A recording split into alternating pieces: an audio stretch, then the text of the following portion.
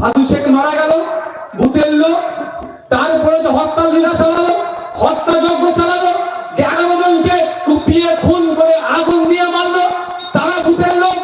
CBI arrest করলো, ভূতের লোক। সিবিআই হেফাজতে যে একজন মারা গেল, সেও ভূতের লোক। আর যেদিন খুনটা ঘটেছিল, হত্যাযজ্ঞটা চালিয়েছিল, তারপরের দিনে এই বীরভূমের বাঘ তৃণমূল বলে, আমি বলি না, পুলিশ মাইনাস ওরা হচ্ছে বাঘ, ছাড় পোকা হয়ে যাবে। ওই বাঘটা ছাড় পোকা হয়ে যাবে, পুলিশকে নিয়ে বাঘ। তো উনি এসে কি বলেছিলেন যে টিভি বাস্ট হয়ে মারা গিয়েছে, চালানোর চেষ্টা করেছিল টিভি বাস্ট হয়ে মারা যাওয়ার। কিন্তু যখন এখানে হই হয়েছে, তখন জিনিসটা কি হলো, ওটা হয়নি, এটা হত্যা হয়েছে। তারপরে পরেই মমতা ব্যানার্জি এসে কি বলেছিলেন এতে বক্তব্যে, যে আনারুল শেখ যদি পুলিশকে না আটকাতো এই ঘটনা ঘটতো না। তার মানে একদম একটা জায়গায় সার্টিফিকেট দিয়ে চলে গেল, যত দোষ কি আনারুলের। আনারুল পুলিশকে আটকেছে, এই ঘটনা ঘটতো না। একবারের জন্য বললো না ওখানে আইসি একটা 2 টাকার চালানোর নেতার কথা শুনে আটকালো কেন, আইসি কে জবাবদিহি করলো না। ওখানে ডিএসপি যিনি ছিলেন, ওখানে যিনি এসপি ছিলেন, তাদের উপর দোষ হলো না, হলো কোথায় সেই ভূতের নেতাটার উপরে, এখন জেল খাটছে। আপনাদের পাড়া তো ওইরকম চালানোর নেতা আছে, দাদা দিদির কথা শুনে মারামারি হানাহানিতে জড়িয়ে পড়ছে। তাদেরকে সতর্ক করে দিয়ে যাচ্ছি, একটু সতর্ক হন, চোখ কান খুলে দেখুন। দলের মহাসচিব পার্থবাবু ফেসে গিয়েছে, দল বলছে আমি আর পাশে নাই। বীরভূমের বাঘ তৃণমূল যাকে বলতো তিহার জেলে আছে, দল আর পাশে নাই।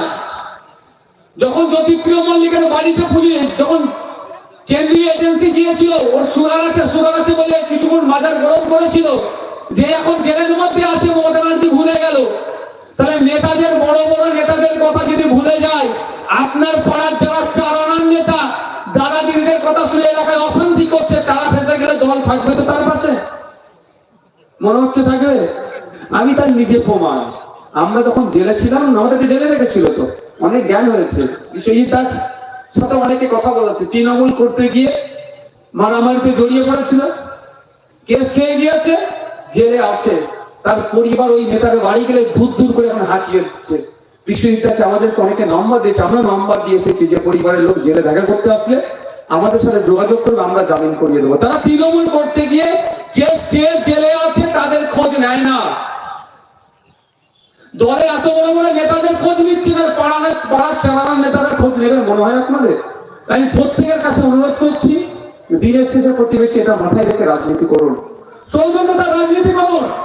যদি দিনের ঘোষ, কুণাল ঘোষ, সুকান্ত বাবু এসি ঘরে বসে চা খেতে পারে, এই ডাঙ্গাঘাটে আমি প্রত্যেকটা রাজনৈতিক নেতাদের কাছে আহ্বান করছি, অন্তত আপনারাও এসিতে বসে চা খেয়ে এই বার্তা শহরের বাবুদেরকে দেখিয়ে দিন আপনারা মারামারি করেন না, আমরাও মারামারি করবো না, আমরাও সৌজন্যতা দেখাবো।